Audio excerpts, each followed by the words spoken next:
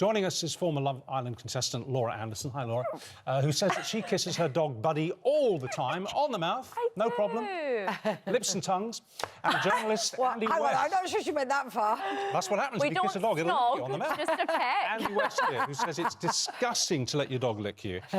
Let's start with you there. Are you not at all bothered by the fact that beautiful and gorgeous, what's the dog called? Buddy. Buddy is.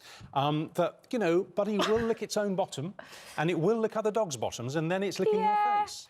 I mean, I do get it. I think before I got him, I didn't think I would be the person. But that's interesting. It's unconditional love. You can't help it. You know, you can't help who you fall in love with. And I think, you know, you get more germs from on the tube, and I'd rather give up. No, you don't, honestly. Really? You get more germs from a dog that licks other dogs' bottoms. Promise. I mean, humans do that as well, do they not? I think... a bit early in the morning for that. I think this is a whole new debate we've launched here. You might not kiss them afterwards. That's the point, when they drink out of the toilet. Dogs, even before they start going through the trash and drinking out the loo and licking each other's backsides. I think it depends which dog, though. But before they even do that, your dog has 600 different kinds of bacteria in its mouth. Yeah, I don't know. And you can get a case of people get septic shock from being licked by their dog. Yeah, if you have an open wound, there's a risk of septic shock. And in a study, I think it was about 10 years ago, 26% of people who got this particular type of shock from this particular bacteria that's in every dog's mouth died. Goodness me. So Well, look, I'll take the risk. It's deadly. I mean, Noel Fitzpatrick, you know, super vet, who we had on the show earlier, was talking about the fact that actually, you know, just go with the flow a bit. There's germs everywhere, and actually rejecting the dog licking you is kind of holding out, and you don't bond as well because they want to lick us. It's their way of bonding. And honestly, dogs get such a calming effect from licking. And obviously, I'm not going to open my mouth. It's just if he licks me, I'm just going to let him. Have you had had any more upset stomachs since you started kissing Buddy? No. Promise. I promise you, not at all. Like, how can you resist him? Look.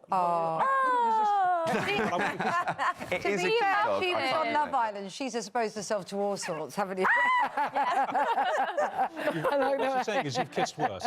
Yeah, probably. And haven't we all? That's the thing. Like, humans are disgusting. How many men probably don't wash their, you know, their hands when they go to the toilet?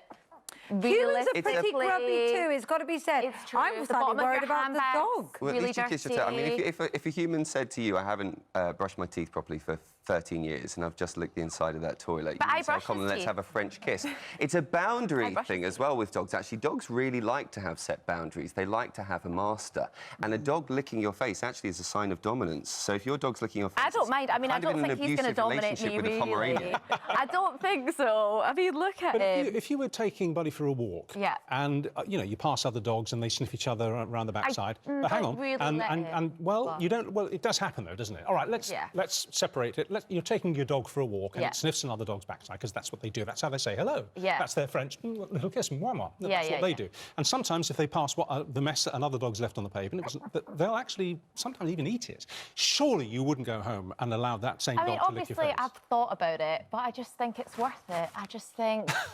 You know, as I say, like, we get germs from so many different places, and I just think there's worse things. And I honestly think humans are disgusting. Well, the majority's with you. 70% agree with you. That's because, you know, I think Britain does love their dogs. The other thing that Noel Fitzpatrick said, because we put this question to him, his dog was licking him all over the face throughout the interview.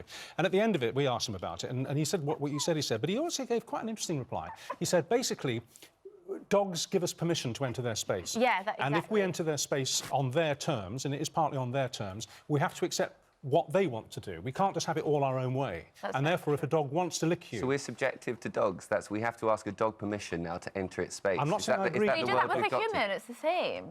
Well, I don't know. Like, so I should ask his permission before I stroke it? Well, you'd like... there you go. I think you should have done. Now, that brings up my other point. If you let a dog's mouth come round here, I'd be scared it might bite you. I mean, you know, maybe not this dog, but I mean, some it's up to the owner then, isn't it? And obviously, I know that he doesn't bite. So it is, obviously, each dog is different. I get worried Would you let your dog lick your face if it was a Great Dane and it was a bit more slobbery? It depends. Obviously, if I loved my Great Dane dog, then maybe I would. But it depends. I wouldn't necessarily go up to a strange dog. Right. Because, again, it's more the biting thing. Like, I wouldn't encourage like him to go up to kids, you know, their immune system's lower than ours, and at least you can read a dog's body language, which you signally failed to do just then because it nearly nipped you. But you can generally trust a dog. You can trust it by its body language and its behaviour. You know when it's OK to pat a dog and when not. Unlike cats, there's a cat at Liskeard Station in Cornwall. It's a beautiful white cat, and it holds court in the centre of the waiting room, and it's beautiful, and it kind of gives you a come-on look when you come in. And I went in the other day to get some tickets, and it was the only other creature in the thing apart from the ticket guy. And I went, I'm going to go and stroke that cat because that cat wants to be stroked. And I was bleeding for an hour. the moment I put my hand with the stranger, it was a trick. Is that not funny? Okay.